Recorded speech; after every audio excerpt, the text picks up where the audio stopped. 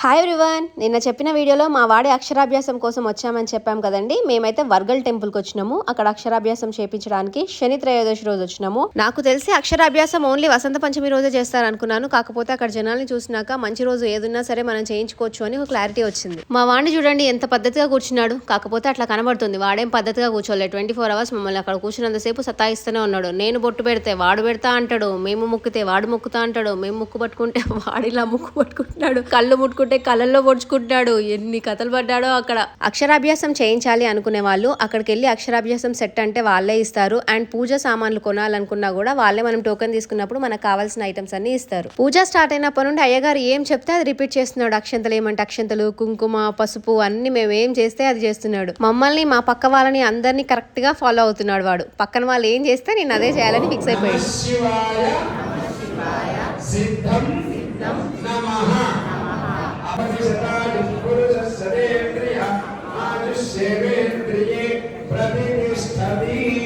తర్వాత అయ్యగారు మీరు ఇంతసేపు పూజ చేసిన పలక మీద దండ పిల్లవాడికి వేయండి అనగానే వేసేసిన తర్వాత వాడికి ఇంకా రాపియడానికి మంత్రం చదువుతున్నారు. ఫస్ట్ బియ్యంలో ఓం రాసిన తర్వాత పలక మీద రాయించారు.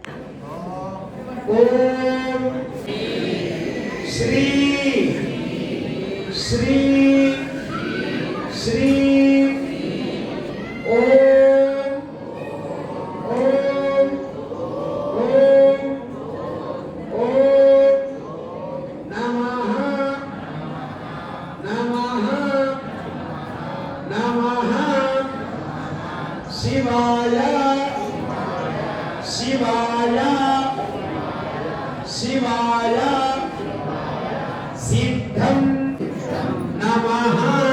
పూజంతా అయిపోయిన తర్వాత అయ్యగారు వచ్చి ఆశీర్వదించారు. మీరందరూ కూడా వాడిని ఆశీర్వదించండి. వాడి చదువులోను, యాక్టింగ్ లోను ఎలాంటి ఆటంకాలు కలగకుండా వాడి ఒక మంచి స్థాయికి ఎదగాలని వాడిని మనస్ఫూర్తిగా ఆశీర్వదించండి.